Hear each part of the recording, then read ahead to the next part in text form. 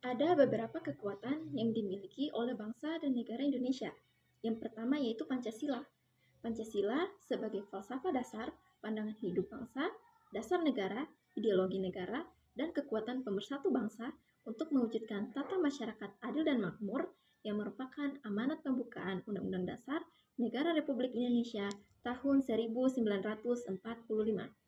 Di era globalisasi, Pancasila menjadi filter bagi masuknya nilai-nilai asing yang tidak sesuai dengan jati diri bangsa.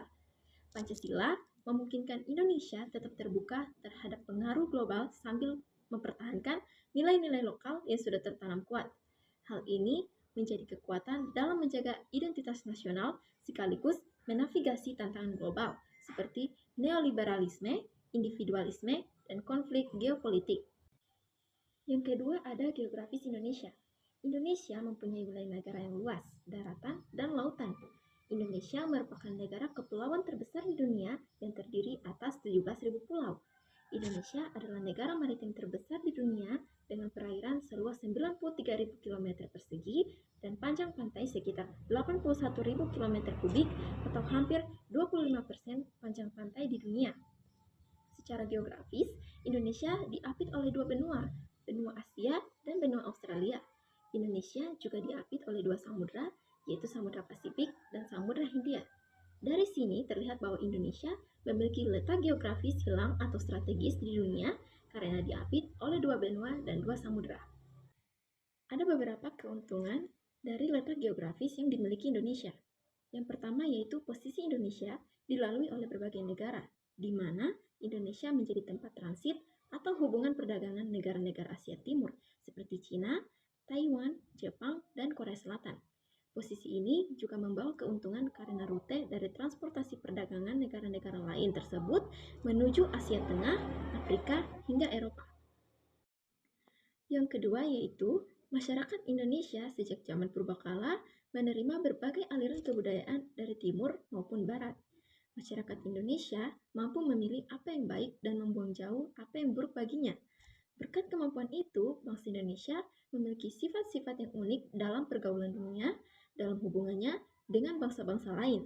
Sifat toleransi, ramah tamah, suka menolong, suka damai, dan mendamaikan pertentangan kepentingan dan perbedaan, bahkan bentrokan pendapat dari bangsa Indonesia mengesankan kepada bangsa lain bahwa bangsa Indonesia adalah a smiling nation, yaitu bangsa yang suka tersenyum. Yang ketiga yaitu posisi strategis Indonesia juga memungkinkan terjadinya interaksi dalam bidang politik dan diplomasi. Indonesia memiliki peluang lebih besar untuk bekerja sama dengan banyak negara dalam berbagai forum internasional, baik dalam hal ekonomi, keamanan, maupun isu-isu global lainnya. Yang ketiga ada bonus demografi. Indonesia memiliki warga negara yang cukup besar, nomor 4 di dunia setelah Cina, India, dan Amerika Serikat. Penurunan tingkat kematian yang diikuti dengan penurunan fertilitas menyebabkan jumlah penduduk usia 15-64 tahun yang merupakan usia produktif meningkat, baik dibandingkan dengan penduduk usia anak 0-18 tahun maupun penduduk usia tua yaitu 65 tahun ke atas hingga menjelang tahun 2040.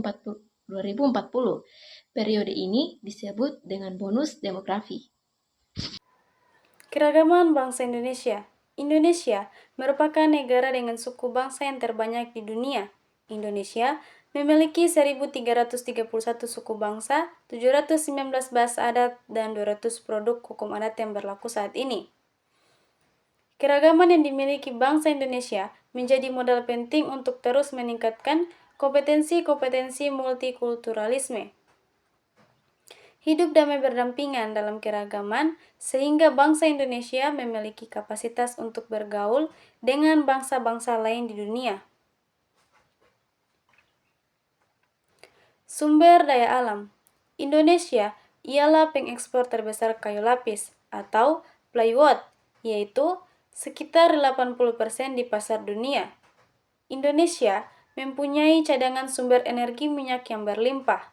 Indonesia mempunyai cadangan sumber energi batu bara terbesar di dunia. Indonesia mempunyai hutan tropis terbesar di dunia. Indonesia juga mempunyai cadangan emas, tembaga, aspal, biji besi, dan bahan tambang lain yang luar biasa banyaknya. Kekuatan militer Indonesia. Indonesia memiliki kekuatan militer yang cukup disegani dunia. Berdasarkan data Global Prepare 2017, peringkat militer Indonesia yaitu 0,3347 atau PR Index menempati posisi nomor 1 di ASEAN dan nomor 14 di dunia dari 133 negara.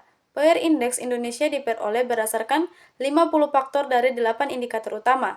Indonesia mencapai peringkat dunia 5 terbesar untuk indikator potensi lokasi negara peringkat 2, sumber daya manusia peringkat 3, dan sumber daya logistik peringkat 4.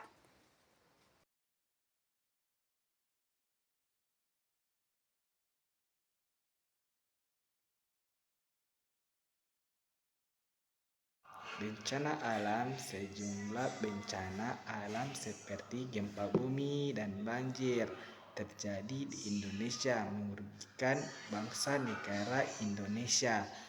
Kerugian bangsa dan negara tidak hanya material berupa bangunan yang rusak, tetapi juga menghambat laju perekonomian. Tak hanya itu, bencana alam juga mengakibatkan korban jiwa yang tidak sedikit. Konsekuensi Indonesia dikelilingi oleh banyak gunung berapi. Bencana alam berupa letusan gunung berapi terus menghantui di Indonesia. Korupsi yang merajalela. Korupsi menjadi kelemahan besar karena menghambat investasi dan pertumbuhan dan menambah biaya bisnis, mengurangi efektivitas pelayanan publik, dan menyalahgunakan anggaran, memperburuk keadilan dengan memperkaya segelintir orang, mengurangi kepercayaan masyarakat terhadap pemerintah, dan menghambat penegakan hukum yang adil.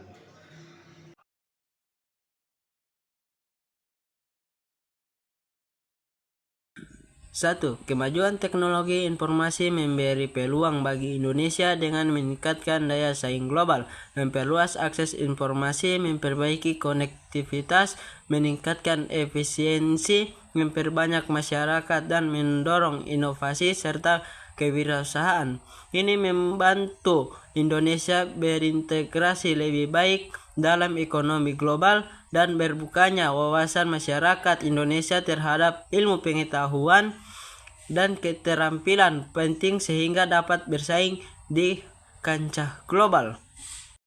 2. Membangun infrastruktur di Indonesia menawarkan peluang seperti meningkatkan efisien dan mengurangi biaya logistik, menarik investasi dengan lingkungan bisnis yang lebih baik, mempermudah ekspor dan impor, meningkatkan hubungan dan kolaborasi global, mendorong membangun teknologi dan inovasi, menarik wisatawan internasional, dan mempermudah akses ke pasar internasional.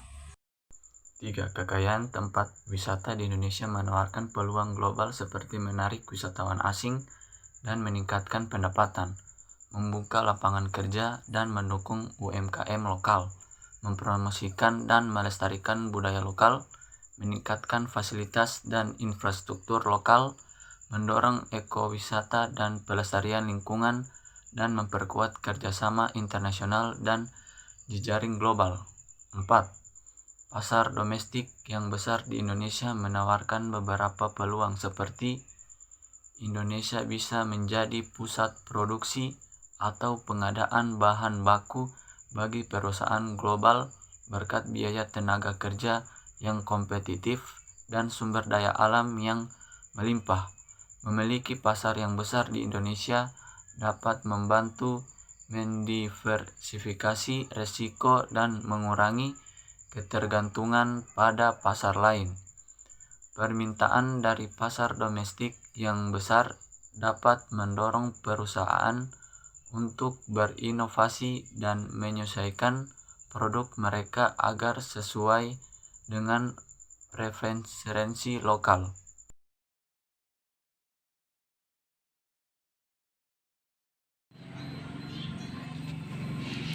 Satu, masifnya teknologi dan informasi. Masifnya teknologi dan informasi di Indonesia menimbulkan tantangan seperti penyebaran hoaks, radikalisasi online, ancaman keamanan siber, kesenjangan digital, dan pelanggaran privasi. Ini memerlukan regulasi yang baik dan literasi digital untuk mengatasi dampak negatifnya. 2. Penyeragaman budaya. Masyarakat Indonesia yang memiliki kekayaan dan kekuatan budaya akan ditantang oleh budaya-budaya dunia. Budaya Hollywood dan K-pop, misalnya, banyak digandrungi oleh generasi muda pada satu sisi, dan kebanggaan terhadap budaya sendiri makin berkurang pada sisi yang lain. Begitu juga dengan bahasa yang digunakan. Beberapa generasi muda lebih bangga menggunakan bahasa asing ketimbang bahasa Indonesia. Ketergantungan Indonesia pada impor disebabkan oleh kebutuhan akan barang-barang yang belum dapat diproduksi secara optimal dalam negeri, seperti bahan baku industri, teknologi, dan pangan. Indonesia mengimpor mesin elektronik, gandum, kedelai, serta bahan bakar minyak untuk memenuhi kebutuhan dalam negeri. Ketergantungan ini dapat mempengaruhi stabilitas ekonomi, terutama ketika ada fluktuasi harga atau gangguan rantai pasokan global. Untuk mengurangi ketergantungan ini, pemerintah mendorong penguatan industri lokal melalui kebijakan substitusi impor dan peningkatan kapasitas produksi dalam negeri. Terorisme di Indonesia umumnya terkait dengan kelompok radikal yang berideologi ekstrim, seperti Jamaah Islamiyah atau JI dan kelompok afiliasi ISIS. Serangan-serangan mereka seringkali berupa bom, bunuh diri, dengan target tempat umum, polisi, dan warga asing. Pemerintah melalui Badan Penanggulangan Terorisme atau BNPT secara aktif melakukan pencegahan dan penindakan termaksud deradikalisasi dan penangkapan teroris. Meskipun ancaman teroris masih ada, upaya kontra terorisme, Indonesia telah mengurangi frekuensi serangan dalam beberapa tahun terakhir.